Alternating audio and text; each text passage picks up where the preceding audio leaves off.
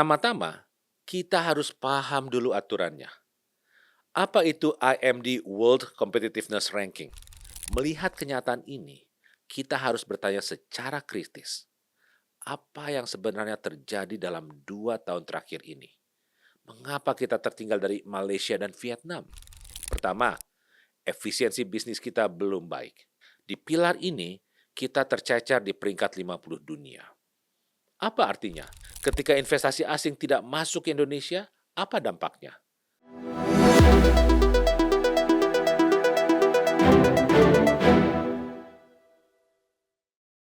Halo semua, selamat datang kembali di podcast Linomics. Saya Fahlino Suib dan di sini kita ngobrol santai tapi serius soal ekonomi Indonesia dan peran kita di dalamnya. Sobat Linomics, kita saat ini telah berada di pertengahan tahun 2026 dan ada satu laporan global yang baru saja dirilis di bulan Juni kemarin. Namanya IMD World Competitiveness Ranking 2026. Tujuan utama laporan ini untuk mengukur dan membandingkan daya saing ekonomi dari berbagai negara di dunia, termasuk Indonesia. Namun sayangnya, daya saing global Indonesia merosot tajam ke urutan 48 dari 70 negara yang berada dalam laporan ini. Dibandingkan tahun lalu, kita turun 8 peringkat.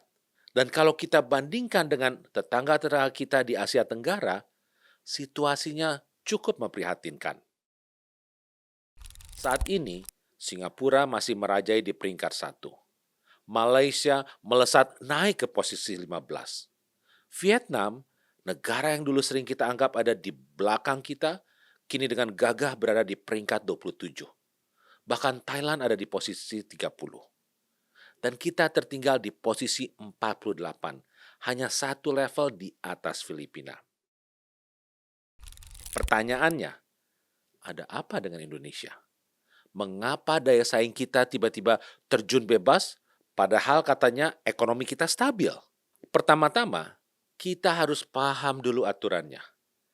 Apa itu IMD World Competitiveness Ranking? IMD sendiri adalah singkatan dari International Institute for Management Development, sebuah sekolah bisnis bergengsi di Swiss. Sejak tahun 1989, mereka mengeluarkan indeks daya saing negara. Banyak orang salah kaprah mengira daya saing itu cuma soal angka pertumbuhan PDB alias pertumbuhan ekonomi. Seperti Indonesia misalnya, tumbuh stabil di angka 5%, maka serta-merta daya saingnya akan bagus. Nah, IMD tidak melihat dunia sesempit itu.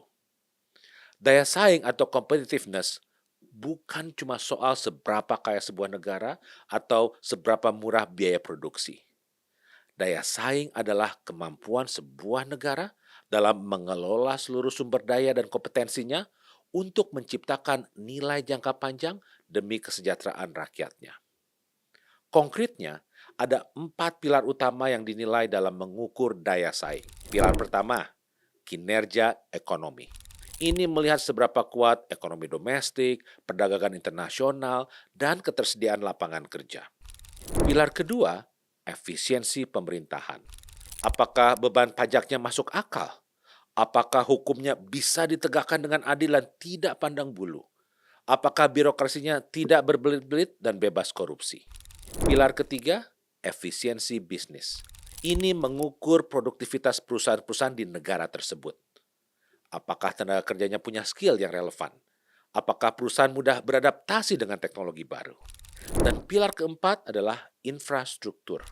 Ini bukan hanya jalan raya dan pelabuhan atau infrastruktur dasar, tapi termasuk juga infrastruktur teknologi, infrastruktur sains, serta infrastruktur sosial seperti rumah sakit dan sekolah.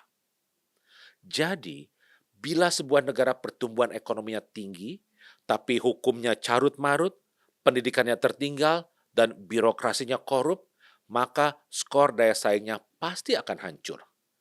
Inilah cermin paling jujur bagi sebuah negara. Nah, sekarang mari kita lihat track record Indonesia di beberapa tahun terakhir. Kita flashback ke tahun 2022. Saat itu, sehabis pandemi, daya saing kita berada di peringkat 44 dunia. Kemudian di tahun 2023, kita berhasil naik 10 peringkat ke posisi 34. Lalu datanglah tahun 2024. Di penghujung era Presiden Joko Widodo, Indonesia mencetak sejarah dengan melompat ke peringkat 27 dunia. Itu adalah posisi tertinggi yang pernah kita raih. Saat itu, narasi optimisme membumbung tinggi dan kita berkeyakinan sudah berada di jalur yang tepat untuk menjadi negara maju. Namun, peringkat tersebut tidak berumur lama. Di tahun 2025, kita anjlok 13 peringkat terlempar dari posisi 27 ke posisi 40. Dan di laporan terbaru bulan Juni 2026 ini, kita merosot lagi ke peringkat 48. Artinya, semua kemajuan yang kita banggakan di 2024 seolah terhapus bersih. Kita kembali ke titik yang lebih rendah dari posisi kita di tahun 2022. Di saat yang sama, tetangga kita justru sedang ngegas. Malaysia yang tahun 2024 ada di bawah kita, merombak besar-besaran kebijakannya dan kini menempati peringkat 15 dunia. Vietnam dengan infrastruktur dan kemudahan investasinya langsung naik ke posisi 27 dunia. Melihat kenyataan ini, kita harus bertanya secara kritis, apa yang sebenarnya terjadi dalam 2 tahun terakhir ini?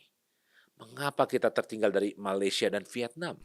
Nah, mari kita bedah laporan dari IMD untuk mencari tahu penyakit utama kita. Menariknya, laporan itu menunjukkan bahwa persoalan utama kita bukanlah pada kinerja makroekonomi. Untuk pilar pertama yaitu kinerja ekonomi, kita masih lumayan bagus. Kita berada di peringkat 24 dunia. Artinya, pertumbuhan ekonomi kita stabil, konsumsi rumah tangga kita kuat. Tapi mengapa kita bisa jatuh ke peringkat 48? Jawabannya ada di 3 pilar lainnya yang sayangnya menjadi titik lemah kronis Indonesia. Pertama, efisiensi bisnis kita belum baik. Di pilar ini, kita tercecer di peringkat 50 dunia.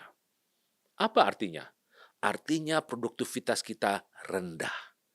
Dunia usaha di Indonesia dianggap kurang lincah beradaptasi dengan tuntutan global. Dan salah satu penyebab terbesarnya adalah mismatch atau ketidakcocokan antara skill tenaga kerja dengan kebutuhan industri. Banyak perusahaan asing datang, tapi mereka bingung mencari talenta lokal yang siap kerja di level manajerial dan teknis yang tinggi. Kedua, efisiensi pemerintahan yang jalan di tempat. Kita ada di peringkat 38 untuk pilar ini. Di mata para investor dan eksekutif yang disurvei, aspek kelembagaan pemerintah kita menjadi masalah besar. Ketidakpastian hukum, pergantian regulasi yang tiba-tiba, serta lambatnya birokrasi di daerah membuat biaya berbisnis di Indonesia menjadi sangat mahal. Bukan mahal karena ongkos produksi, tapi karena biaya yang tidak terlihat alias inefisiensi dan juga pungutan liar. Investor itu paling tidak suka dengan ketidakpastian. Mereka lebih suka aturan yang ketat tapi konsisten daripada aturan yang longgar tapi bisa berubah-ubah setiap saat sesuai mood pejabatnya. Ketiga, dan ini yang paling ironis, infrastruktur. Kita berada di peringkat 58 dunia untuk pilar infrastruktur. Kita mungkin protes, loh kan kita sudah bangun ribuan kilometer jalan tol, bandara baru di mana-mana. Itu betul. Untuk basic infrastructure, kita ada di peringkat 42. Tapi ingat, laporan ini juga mengukur infrastruktur sosial serta infrastruktur kesehatan dan pendidikan. Untuk infrastruktur kesehatan dan lingkungan, kita ada di peringkat 65 dari 70 negara. Dan untuk pendidikan, kita ada di peringkat 63. Ini adalah pukulan telak. Angka ini menyuarakan sebuah realita pahit. Kita terlalu sibuk menuangkan semen dan aspal, tapi kita lupa membangun otak dan fisik manusia di atasnya. Percuma kita punya jalan tol mulus kalau gizi anak-anaknya buruk atau stunting dan kualitas pendidikannya tertinggal. Manusia yang kurang gizi dan kurang pendidikan tidak akan bisa bersaing di era kecerdasan buatan saat ini. Belum lagi isu ketahanan energi nasional yang mungkin goyah akibat gejolak ekonomi global. Lalu, mengapa kita harus peduli dengan peringkat daya saing ini? Toh, kita masih bisa makan dan ekonomi masih jalan. Sobat Linomics, dunia ini sangat kompetitif. Uang atau modal investasi global itu punya kaki, dan mereka selalu berlari mencari tempat yang paling aman, paling efisien, dan paling menguntungkan. Bayangkan, Anda seorang bos pabrik semikonduktor atau pabrik mobil listrik dari Eropa. Anda punya dana triliunan rupiah dan ingin membangun pabrik di Asia Tenggara. Anda melihat Indonesia, pasarnya besar, tapi hukumnya sering berubah, pekerjanya kurang skill, dan mengurus izinnya pusing bukan kepalang. Lalu Anda menengok ke Vietnam atau Malaysia. Pemerintahnya sangat pro bisnis, izin keluar dalam hitungan hari, tenaga kerjanya terlatih, dan hukumnya jelas. Kemana Anda akan menaruh uang Anda? Jelas ke Vietnam atau Malaysia. Ketika investasi asing tidak masuk ke Indonesia, apa dampaknya? Lapangan kerja tidak tercipta.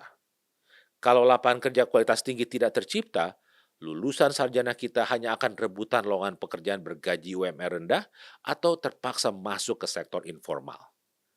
Pendapatan negara dari pajak akan stagnan, dan akhirnya impian kita untuk menjadi Indonesia emas akan menjadi angan-angan kosong semata. Oleh karena itu, pemerintah harus melakukan langkah yang radikal. Membentuk Satgas Debottlenecking itu adalah langkah awal yang baik, tapi tidak cukup. Ada beberapa hal yang harus segera dilakukan. Yang pertama, kepastian hukum adalah harga mati. Pemerintah harus membereskan tumpang tindih aturan, termasuk antara pusat dan daerah. Yang kedua, perbaikan alokasi anggaran. Fokus pembangunan harus mulai digeser dari hanya hard infrastructure seperti bangunan fisik ke soft infrastructure seperti manusia. Misal, kualitas guru harus ditingkatkan secara drastis. Fasilitas kesehatan dasar harus merata. Yang ketiga, pemberantasan korupsi yang sistemik. Selama biaya pelicin birokrasi masih tinggi, efisiensi bisnis kita tidak akan pernah membaik. Pada akhirnya, merosotnya daya saing Indonesia ke peringkat 48 di IMD World Competitiveness Ranking 2026 bukanlah akhir dari segalanya. Tapi ini adalah peringatan keras. Ini adalah peringatan bahwa pertumbuhan ekonomi yang sekedar mengandalkan konsumsi domestik dan jualan komoditas mentah tidak lagi cukup. Kita sedang berlomba dalam maraton global. Negara-negara tetangga sudah berlari dengan sepatu lari yang canggih dan nutrisi yang baik. Sementara kita mungkin masih sibuk berdebat soal tali sepatu siapa yang belum diikat dan sering tersandung kerikil birokrasi sendiri. Jika kita ingin investasi masuk, lapangan kerja terbuka lebar, dan generasi masa depan hidup sejahtera, maka perbaikan institusi, kepastian hukum, dan investasi besar-besaran pada pendidikan manusia adalah hal yang tidak bisa ditawar lagi. Terima kasih Sobat Linomics, tetap semangat, tetap optimis. Sampai jumpa di episode berikutnya, saya Fahlino Suip.